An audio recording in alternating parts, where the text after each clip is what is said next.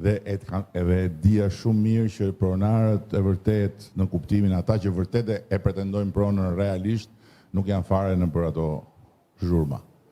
Okej, tani, duhet ju them disa gjëra. E para, kjo është diçka e stisur në mënyrë shumë djallëzore.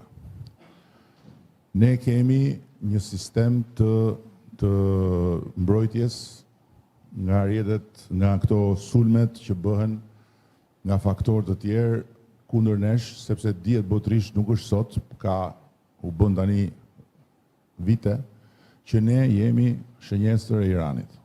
Dhe për këtë arsye kemi ndërtuar një sistem mbrojtje që është nga më të mirë në Europë për sa i përket sulmeve që godasin infrastrukturën digjitale. Por kemi mundësi dhe të shikojmë aktivitetin.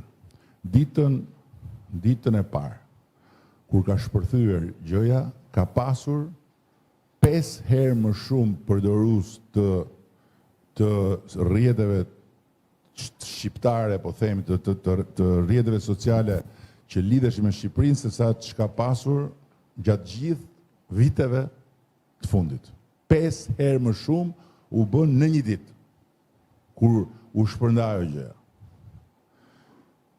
E dyta, ishte një skandal i vërtet, ai rrethimi në atë formë, me ato telat sipër, që është një përgjegjësi e madhe e atyre që shqiptarëve që janë caktuar atje për të menaxhuar gjën nga kompania, po gjëra që ndodhi. Me atë gardin, me rrjetin me tela, është bërë me inteligjencë artificiale një kështu atje si afishe dogane, e keni parë besoj, ku shkruaj stop kufiri Izraelit. Dhe është hedhur në mënyrë intensive gjithandej narrativa që këtu do vinë palestinezët që do shkulen nga Gaza. Dhe kjo gjë është bërë me një sistem shumë të qartë për ne tani më në disa xhami.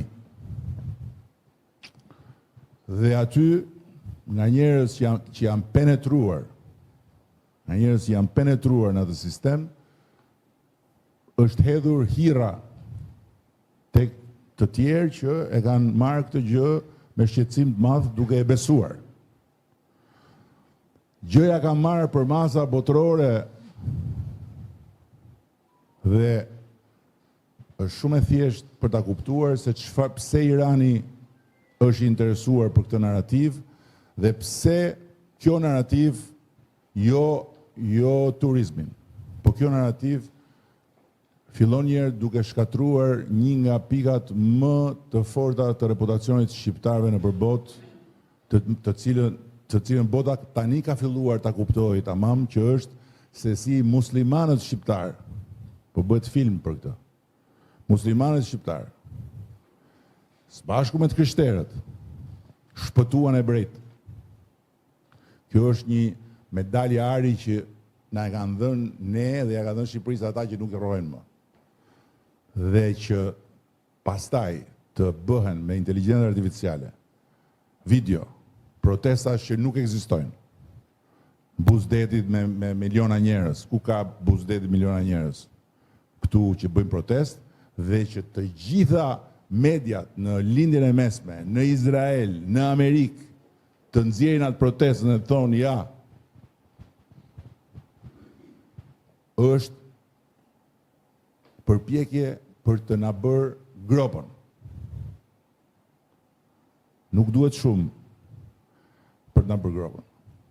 Ky është sulmi që është bërë nga ata që janë armiqtë të Shqipërisë, Irani, me ata jemi në armiqësi, nuk jemi bërë në armiq me ta, janë bërë ata armiq me ne. Dhe që e kanë shfrytzuar këtë moment. E dyta, nuk e them unë, janë një sër raportesh, jo vetëm të shërbimeve inteligjente europiane, raportet brendshme që ne i dim, i njohim, po dhe raportet të publike, të instituteve të ndryshme, që nga suedezët e të tjerë që kanë vërtetuar që vendet të mëdha, të cilat janë kundër Europës, janë kundër Bashkinë Evropiane dhe janë shumë të interesuar të godasin shoqëritë e vendeve që duan të bëhen pjesë e Bashkimit Evropian, e kanë strategjitë të tyre të përdorin çështje ambientale për të krijuar rrëmuj. Se çështjet ambientale janë çështje që prekin shumë njerëz. Është strategji. Merë një çështje ambientale, ka një potencial etj. etj. E treta, ne kemi hyrë tani në një territor ku duhet të matemi shumë mirë edhe duhet jemi shumë përgatitur sepse kemi hyrë në territorin e një konkurrence të pamëshirshme. Është konkurrencë kjo. Është konkurrencë. Nuk është fare sekret që kemi hyrë dhe këtu s'ka lidhje fare me shtetin. Nëse gjithë mediat greke, nëse një nga burimet kryesore të gjithë kësaj lufte hibride është media sociale dhe jo vetëm greke, kjo nuk lidhet me qeverinë greke, se bën qeveria greke këtë. E bën konkurenca. E bën konkurenca dhe hidhet para shumë e madhe për të bërë këto lloj luftrash. Kështu që dhe këtë duhet me mbajt mirë parasysh. Ikja e një investimi, shikoni këtu, ikja e një investimi nga Shqipëria në vitin 2009-2010 diku atëherë, që shkojnë Malzi, vendosi se ç'a ndodhi me turizmin në 20 vjet. Si u bë Malzi, si mbetëm ne. Ky investim nuk ikën nga Shqipëria sa t'je mund këtu. Se ky investim mund të hiki, shkon në Greqi, shkon në Malzi larg qoftë, shkon diku tjetër, nuk shkon fare as gjikundi, nuk ka rëndësi, po t'iki nga Shqipëria, i bie që ne të kthejmë përmbys diçka që e kemi ndërtuar kaq vite. Tani, po të shikoni të gjitha këto gjëra nuk dëgjohen kur ka zhurmë madhe, se s'dëgjon njëri as argumenta, nuk dëgjon njëri dalin ata atje, anullo, po kur thoshin 5 kushte. Jep dorëheqjen, bëj këtë, bëj atë, po dash dorëheqjen si do i bëj 4 tjerat unë. Po kjo është çështje pastaj kjo hyn te logjika. Jo, jep dorëheqjen ishte e para, pastaj tjetër ma çuan dhe po mirë, po jap dorëheqjen, po 4 tjera si do i bëj. Nuk bëjmë negociata, por nuk ka shans që unë të bëj negociata, se s'kam kërkuar kur negociata për këtë gjë. Ama është e sigurt që në të gjithë procesin ne kemi qenë shumë strikt. Shumë strikt. Po që dalë sot, është thënë që investimi është 27 milion euro të tjerë. I referoheshin një leje që është kthyer mbrapsh. Ne kemi refuzuar, i kemi kthyer mbrapsh projekte, i kemi kërkuar më shumë në funksion të mbrojtjes së mjedisit. Kemi kërkuar distancë nga laguna, kemi kërkuar ripërtritje të një pjese aty të biodiversitetit e tjerë. Kemi kërkuar zgjerim të plazheve. Kemi kërkuar pastrim të ujit lagunës, se ju dini më mirë se sa unë se ajo në çfarë gjendje është laguna aty, apo jo? Sepse aty janë për shumë kohë nuk është bërë kujdes për qarkullimin e ujit e tjerë, di Kanani si më ka shpjeguar një herë. E duke bërë Kanani bashkë me fshatarët atje, çka ka mundur. Atje gjendja është shumë e rëndë nga pikpamja mjedisore. Pastaj shtodhe plerat edhe shtodhe gjitha ato lozhurat atje. Kështu që të gjitha këto tani, patjetër që ajo që ndodhi me atë që u troi zvarr është një gjë e neveritshme, patjetër. Dhe nuk bën vaki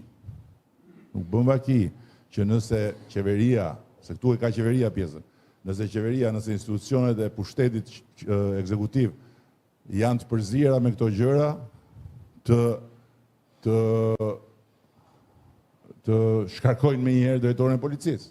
Se po t'ishte se policia do ishte e vënë në funksion të kësaj gjës se këtu ka një interesa që i mbulon pushteti lartë, s'do ndodhin të gjëra. Nuk do i hiqe licenca kompanisë e tjerë. Jini të bindur për një gjë. Ne duhet ta bëjmë të projekt se s'bën dhe këtu me këtë projekt Vlora nuk është më një qytet i Shqipërisë. Me këtë projekt Vlora s'është më një qytet i Shqipërisë, fare. Vlora është një destinacion i botës. Do më thënë, siç dëgjon tër planeti për destinacione turistike që i di gjithë bota, ashtu do futet edhe Vlora aty, edhe Shqipëria pastaj me Vlorën bashkë. Kjo është e sigurt. Se nuk është vetëm puna se po mbyll atë radio se më shkatrove, çe ke këto. Po ç'a dëgjon lajmet atje, ç'a bën? Të lajmërojnë për lajmet atje. Po ç'a të them? Dhe keni parasysh dhe gjithë fundit. Ky investim që do të bëhet në atë zonë, do të sjelli shumë investime të tjera për të blerë këtu pasurit patundshme, shtëpi, për të blerë apartamente, për të hapur biznese, për të bërë restorante, për të bërë, është efekt zinxhir jashtëzakonshëm. Ç'a t'ju them unë më shumë? Mua kështu më vajti jeta. Për çdo gjë, për çdo ndryshim, gjithmonë Hoxha përballë. Në disa raste pastaj edhe të tjerë që nuk kanë lidhje me Hoxha, po që preken dhe shqetësohen se do shkatë, si do bëj ç'a? Ore do vinë ata nga ana e anës. Me 4 miliard, me emrin që kanë, që kanë gjysmën e botës armiq. E do vinë këtu të vrasin pelikanë, të hedhin beton që të bëhen zhele në sytë e gjithë planeti, po a jeni vetë apo si? Si do vinë ata nga anë e anë, do vinë ata të tjerë nga Katari, që kanë ndërtuar rezortet nga më luksoze në për Maldive e në për vende tjera, do vinë këtu të lënë fytyrën e të bëhen Delia Zeze e botës. A jeni vetë apo? E vetmja gjë pozitive, e gjitha historia është që vetëm inatin ju ka shtuar për ta bërë gjën akoma më spektakolare. Dhe këtu do jemi, do rojmë, shpresoj, e do shohim. Kështu unë ju falenderoj shumë për durimin. Mendoj që gjërat do shkojnë mirë dhe një gjë ju them, në momentin që do vi projekti, në momentin që do jetë gati projekti nuk ka për të ardhur në Tiranë, do vi në Tiranë, por projekti do vi bashkë me mua, bashkë me ata, do vi te ju, po jo te ata që janë atje në rrugë, ata në rrugë le të rinë deri në 2029. Atje të rinë, deri në 2029. Dakord? Edhe të futen në zgjedhje, ta masin se sa ju kushton lëkura politike. Se ajo është e gjitha politikë. Ajo s'ka lidhje fare me mjedis. Dhe Shqipëria e shqiptarëve është parulla më e turpshme. Gjermania e gjermanëve e bëri Gjermaninë qametin e Europës dhe pastaj i la Gjermanisë njollën më të zezë. Greqia e grekëve është Greqia e Agimit të Artë. Nuk është Greqia e popullit grek, nuk është Greqia e atyre që populli grek i voton për ta. Kjo është një parull që ka brenda vetëm fashizëm, por natyrisht që jo se ata janë fashist, ata janë të paditur. Ata kujtojnë se e merr flamurin e lidh këtu në fyt, edhe ajo të bën patriot, edhe ajo të bën adeptar. Flamuri nuk respektohet kur e lidh në fyt, flamuri respektohet kur nuk hedh plerat në rrugë. Kështu që në momentin që do jetë gati projekti, sepse këto projekte kanë dhe i gjë tjetër. Unë isha me Mitsotakis mbrëm në Tivat, edhe po flisnin për Kosta Navarinon. Edhe ai po tregonte atje se çfarë ka ndodhur me komunitetin rreth rrotull asaj zone. Nuk ishte zonë turistike e Greqisë. Fare, ishte tokë. se çka ka ndodhur me to. Dhe këto projekte bëhen me komunitetin. Bëhen me komunitetin, jo thjesht se do marrin ata dhe do i thonë hajde këtë do fusin punë, jo. Bëhen me komunitetin për shumë gjëra të tjera. Dhe kjo është pjesë e bisedës dhe e programit, po kujt ja thuash? Se kur thonë s'ka transparencë për çfarë? Transparencë për çfarë? Për çka kam unë kokë? Transparenca kur të bëhet projekti, kur të përfundoj. Kështu që në rregull jemi. Minella, gjykatën vlla. Dakor? Edhe ti gjykatën, po tani gjykatën. Gjykatën. S'kemi tjetër. Demokracinë, për sa kohë kemi zgjedhur demokracinë, kemi zgjedhur gjykatën. Të ikim tani shiko. Tani të ndahemi në Minella, tani të ndahemi në partitë tona ne, të vemi ne te partia unë ti vazhdo